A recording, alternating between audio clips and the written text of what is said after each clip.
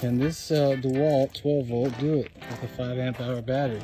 Let's start with the van. I got it set on high here. Let's try one more here.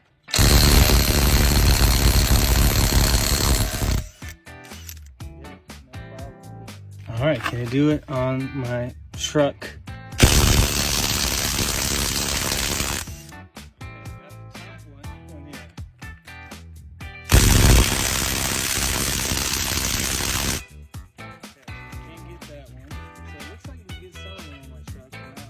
All right, this is on my dual axle trailer. No